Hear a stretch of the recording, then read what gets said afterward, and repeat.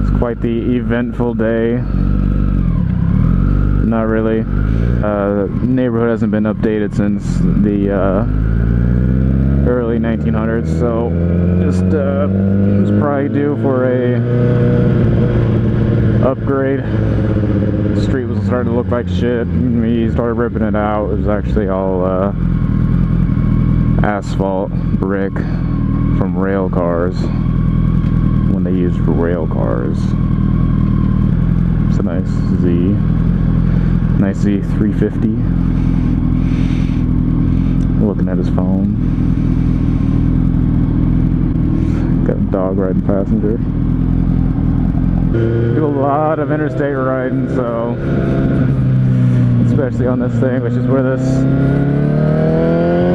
bike thrives the most. Squeeze through some semi-trailers. As I get passed by him, I'm trying to get over, but whatever.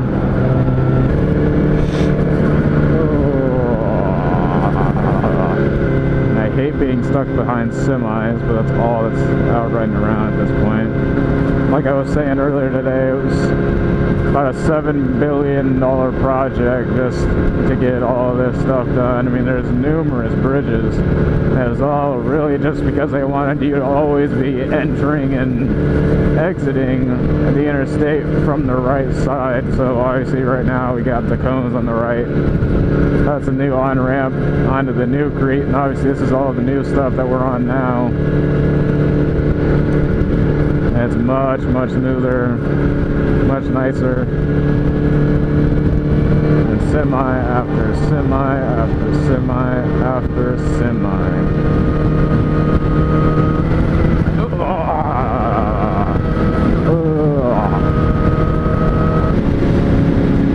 Darn global warming. There goes a sight from my soul.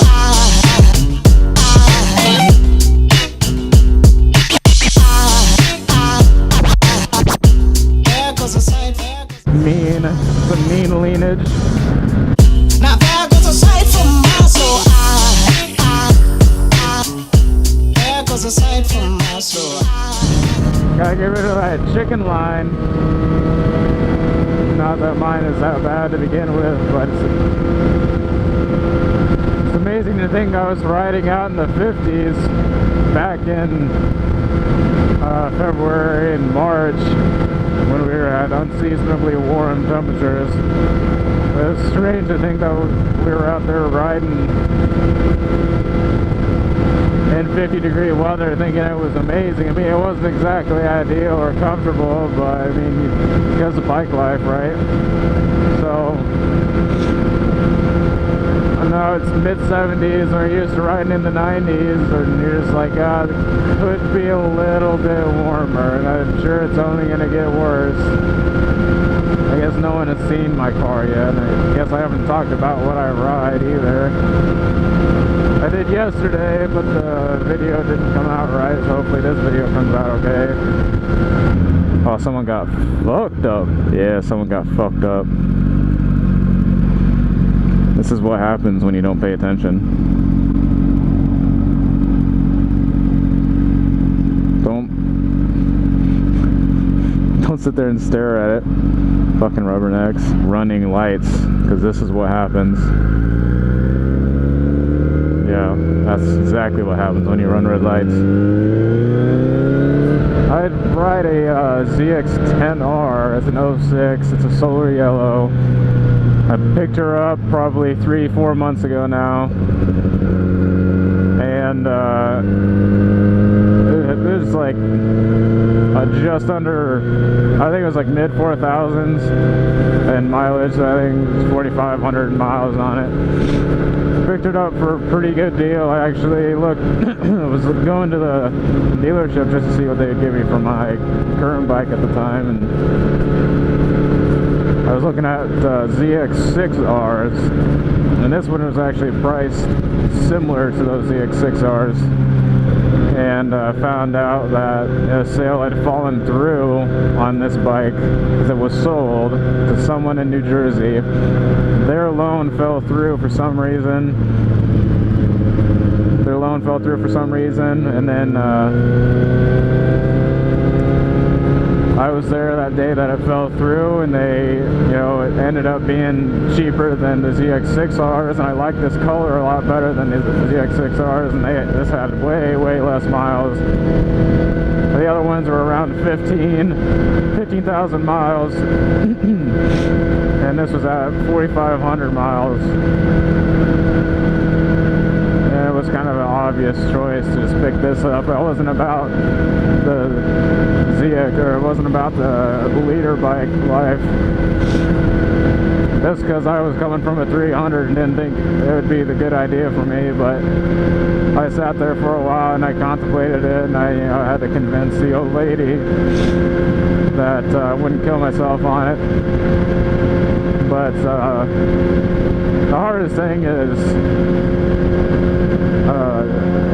training yourself to not be so over the top and aggressive and comfortable on a bike right away. Yeah, everyone knows how to ride a bike, but you hop on the power the leader bikes after being on a 600 or something. I mean, it's all similar. I mean, you go from a 300 to a 600, you need to be careful just because there's more power to flip yourself out on. But when you're going from a 300 to 1,000, you kind of just, you don't know what to expect, because the 300's got fucking nothing, and you hop on a leader bike and you barely touch the throttle, and it's like you're going full peg on your 300, and it's just so different. You need to be pretty careful when you go from a small bike to a big bike, because some people don't give big bikes the respect they deserve, and that's how they hurt themselves. But anyway, side rant. Picked this up back in June, and I absolutely love it. I would never go down to a 600, although I tell people just stick with a 600. You don't need anything bigger than that. You're just going to get yourself in trouble, and a lot of that is a personality type. If someone has a personality to Jesus, and being on a 1,000 versus a 600, way less nimble. Anyway, side rant even further. I picked her up in June, got it finally plated this month in September. Got hit with that big, that fat late registration fee, but I mean, I guess that's what you get when you don't register your bike on time. And I do like to keep my bike, or everything about this bike, pretty legal. I mean, it doesn't really matter if you don't have it registered. I don't care. I ride with a lot of people that don't have their bike registered, but as long as you have it insured, who gives a fuck? That guy in that Veloster drives like an ass. Speaking of assholes, seen him before. People cutting and weaving just to get one spot ahead of you at the end of the day. Yeah, that was that guy.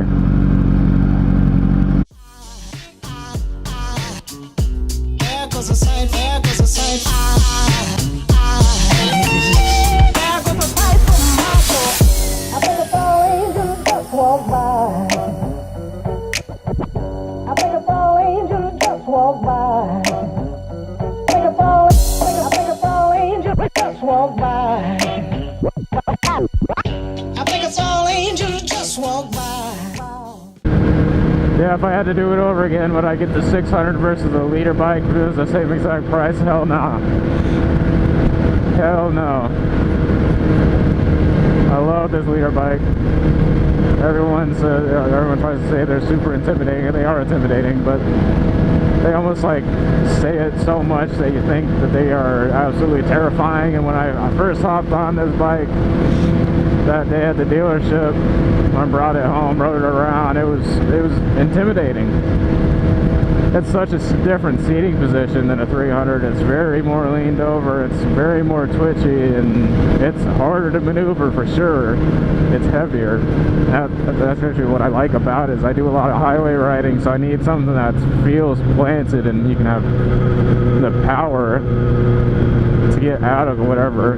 There's a lot of stupid people that don't look for people on the, I don't know why that fucking phone's out there, that don't look for motorcyclists. So if you're in a weird situation and you can't get out of the blind spot of someone, especially these trucks, especially, even you saw earlier how many fucking semis there are fucking here in Nebraska.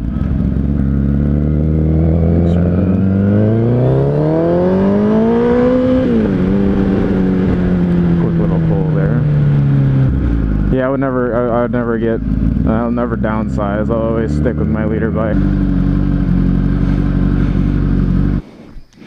Here's the car, dirty as shit. The car is super dirty. It's a Fiesta ST. Here's